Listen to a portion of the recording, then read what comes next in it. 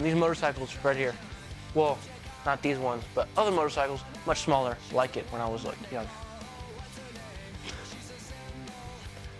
Like 8 out of 10, most likely. A number of things could happen, but the most common is just much more rapid engine wear. The point of oil in your engine is to reduce friction between metal parts grinding together. If you don't have that oil, metal grinds against metal, which creates friction. Friction creates heat, which makes the metal expand, which can cause engine parts to get stuck together or to, like I said, wear extremely quickly. Basically meaning that if you don't properly keep your engine properly lubricated, it will break very quickly. And that's the main reason. See, that's the thing. Most shops nowadays, they have special promotions that are $20 oil changes, and basically they charge you $20 to change your oil. But what they do is they'll bring your car in for the oil change, get it up on the lift, and look at every little thing that's wrong with your car. And they're like, hey, we're here doing your oil change, but we found more problems, and end up making much, much more money out of you. So really, it's probably gonna end up running you hundreds, if not more dollars to do a simple oil change when it goes from that to needing a new transmission. Between 5 and 20 minutes, depending on skill level. I could change oil in pretty much any car in about 5 minutes.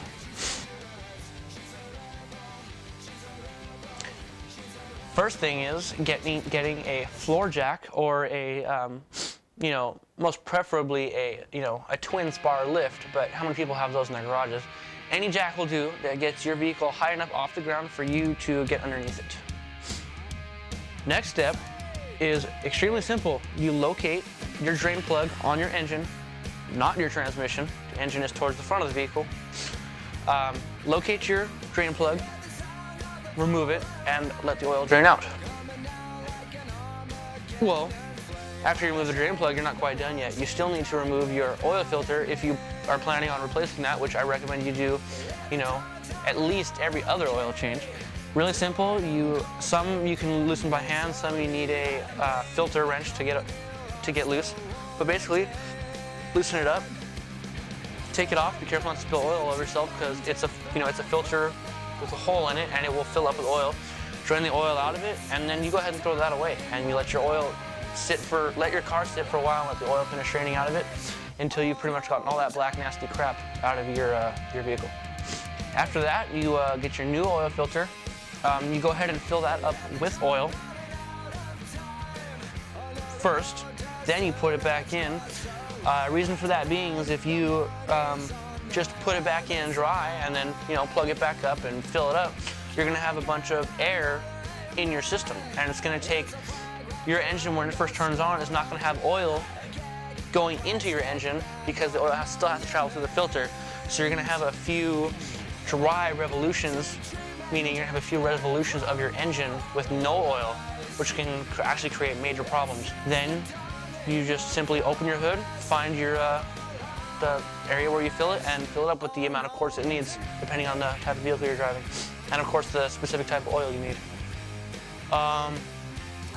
I'm 18, and I started doing all this. Technically, I started when I was 6, but I didn't start getting serious about it until I was 12. So that only gives me about 6 years of actual hands-on experience. But I'm going to UTI. I'm training with ASE certified technicians about all this stuff. I do hands-on work with it every day. I've this bike here of mine. I've actually torn it down to the nuts and bolts. I've rebuilt the top end a couple times. I've had the crank split open. I've redone pretty much everything on this. So I mean, I know what I'm doing. I mean, like I said, I've only got so much experience, but that little experience I do have goes a long way. Adios, amigos.